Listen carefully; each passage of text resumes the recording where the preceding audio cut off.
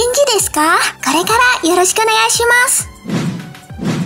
Terkadang seseorang akan menjadi semakin kuat setelah mereka merasa dikhianati oleh orang yang sangat mereka percaya. Umumnya, anime dengan cerita seperti ini bisa membawa perubahan besar bagi karakter utama maupun karakter sampingan. Namun, pengkhianatan biasanya lebih sering membawa rasa sakit bagi para penonton. Berikut ini adalah anime dengan karakter utama dikhianati lalu menjadi kuat versi Loli Meindo. Daripada kelamaan, mending kita langsung aja yuk ke list yang pertama. Tapi sebelum itu, jangan lupa untuk like, comment, share, dan subscribe channel ini agar aku semangat upload video baru setiap minggunya.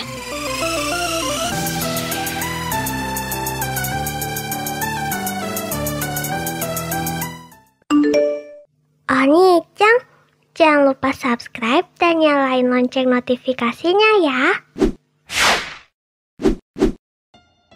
Arifureta. Anime ini bercerita tentang otaku berumur 17 tahun bernama Hajime Nagumo yang menghabiskan hari-harinya dengan tidur atau bermalas-malasan. Namun kehidupannya yang nyaman itu tiba-tiba berubah semenjak ia dan teman sekelasnya tiba-tiba saja dikirim ke dunia fantasi. Mereka diperlakukan seperti pahlawan dan ditugaskan untuk menyelamatkan umat manusia. Hal yang seperti mimpi indah bagi Hajime tidak berlangsung lama. Di saat teman-temannya mendapatkan kekuatan seperti dewa, dirinya hanya mendapatkan kekuatan yang sangat lemah. Dirinya pun ditertawakan dan dianggap lemah oleh teman-temannya. Ditambah lagi, dia dikhianati oleh salah satu temannya yang sengaja menembak sampai Nagumo terjatuh ke dalam jurang yang berisi ratusan monster. Di sanalah kekuatan Nagumo bangkit, sampai-sampai mengakibatkan transformasi pada tubuh dan warna rambutnya. Teman-teman mau dijorokin ke jurang dulu biar warna rambutnya berubah?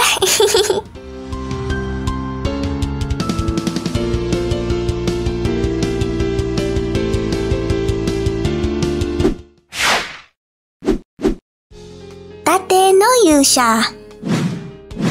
Bercerita tentang 4 pahlawan dari dunia lain yang membawa pedang, tombak, busur, dan perisai. Mereka berempat melindungi kerajaan dari bencana yang disebut gelombang. Saat nasib dunia dipertaruhkan, para pahlawan dari dunia modern dipanggil menuju ke alam fantasi. Awal cerita berfokus pada otaku bernama Iwatani Naofumi yang dianggap sebagai pahlawan terlemah karena kurangnya kemampuan, serangan, dan pengetahuannya tentang dunia itu. Ketika mereka berempat berpisah untuk memulai perjalanan, Naofumi hanya memiliki satu rekan yang bersedia menemaninya. Namun rekannya itu mengkhianatinya, mencuri semua uangnya, dan menuduhnya melakukan kejahatan tabu. Atas tuduhan itu, Naofumi dianggap sebagai penjahat dan dikucilkan oleh masyarakat. Dengan kebencian yang mengisi hatinya, dia berangkat sendirian dan bersumpah akan membalas dendam kepada orang-orang yang menjebaknya. Kasian sekali ya Naofumi-kun.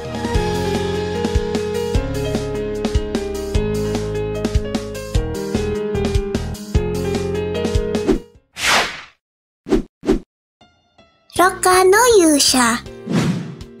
Sebuah legenda kuno menyatakan bahwa akan ada kebangkitan dari Dewa Iblis. 6 pahlawan akan ditunjuk dan diberi kekuatan untuk mengalahkan dewa tersebut. Maya Adoreto adalah seorang pemuda yang menyatakan bahwa dirinya adalah manusia terkuat di dunia. Ia akhirnya terpilih menjadi salah satu pahlawan yang ditunjuk untuk mengalahkan Dewa Iblis. Roka no Yusha menceritakan tentang 6 orang yang terpilih menjadi The Goddess of Fate. 6 orang tersebut akan mendapatkan kekuatan untuk mengalahkan Dewa Iblis. Namun ada yang aneh saat mereka semua sudah berkumpul, yakni ternyata ada 7 orang yang berada di antara mereka. Padahal hanya 6 orang yang diutus menjadi The Goddess of Fate. Inilah misteri dari anime ini. Mereka harus menemukan salah satu yang palsu dari mereka. Wah, kok ngeri ya?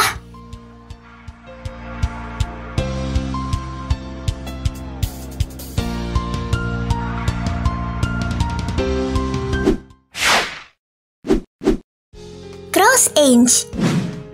Tidak lengkap rasanya jika anime bergenre mecha tidak menambahkan cerita tentang pengkhianatan di dalamnya. Seperti anime Cross Ange yang mengisahkan dunia yang sudah hancur akibat perang. Kemudian muncullah energi bernama mana. Energi tersebut dimanfaatkan orang-orang untuk hidup dan berbagi informasi tanpa adanya batasan. Namun hanya orang tertentu yang bisa menggunakan mana.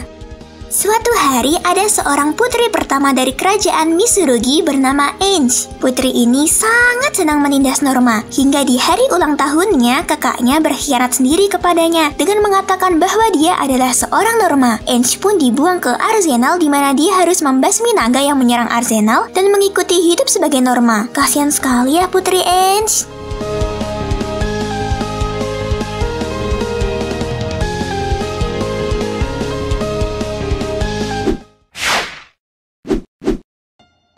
"91 Days". 91 Days lebih dikenal karena menampilkan cerita di mana kematian, pengkhianatan, dan perubahan karakter bisa terjadi kapan saja, dan hal ini terus terjadi sepanjang cerita. Bercerita tentang seorang anak bernama Angelo Lagusa. Anak ini lahir dari keluarga mafia yang saat itu seluruh anggota keluarganya dibunuh ketika ia masih kecil. 7 tahun setelah pembunuhan keluarganya terjadi, dia tiba-tiba saja mendapatkan sebuah surat yang memberitahu identitas para pembunuh keluarganya bahwa pelakunya adalah pemimpin kelompok mafia Veneti dan anak buahnya. Setelah mengetahui pelaku sebenarnya, Angelo kemudian mengganti nama aslinya dengan nama samaran Avidio Bruno untuk menyusup ke dalam kelompok Veneti dan membalaskan dendamnya. Mengerikan ya.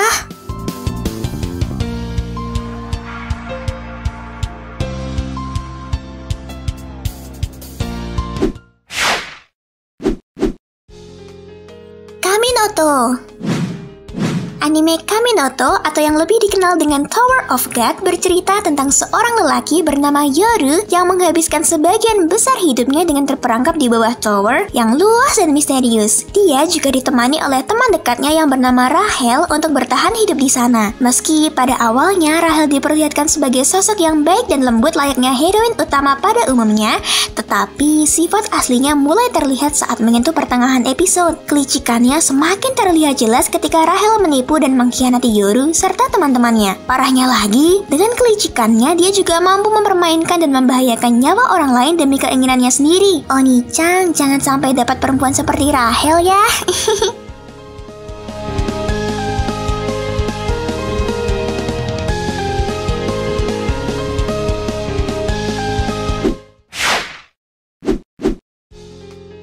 Kaminoto.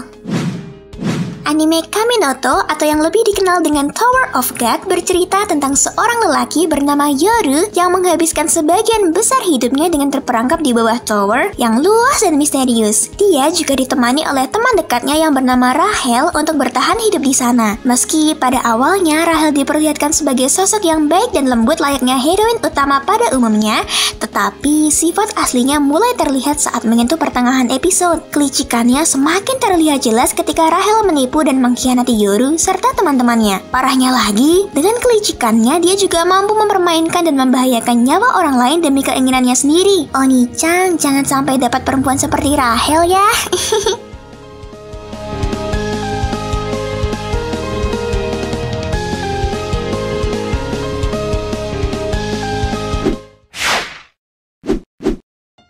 The Heroic Legend of Arslan.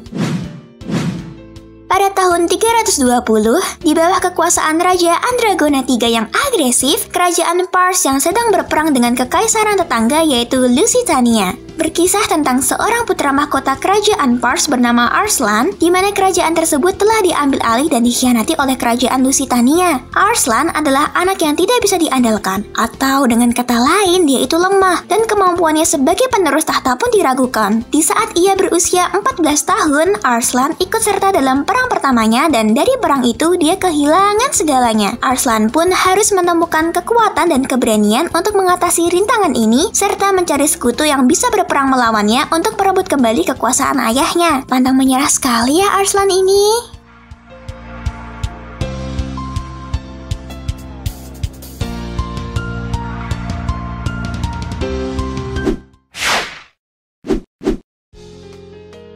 Berserk. Awalnya aku suka sekali sama anime ini, tapi anime ini terlalu gore dan sadis banget. Jadi aku ragu untuk nonton sampai habis. Menceritakan perjalanan kesatria muda bernama Guts yang selalu menghadiri perang-perang sebagai tentara bayaran hingga dirinya bertemu dengan pemimpin Band of the Hawk, Griffith, yang tertarik untuk mengajak Guts bergabung di kelompoknya setelah terkesan dengan kemampuan berpedang Guts. Band of the Hawk sendiri merupakan kelompok para tentara bayaran yang memiliki reputasi tidak pernah terkalahkan dan cukup terkenal di daerah Midland. Disinilah awal perjalanan Guts yang sebenarnya dimulai. Menarik sekali ya.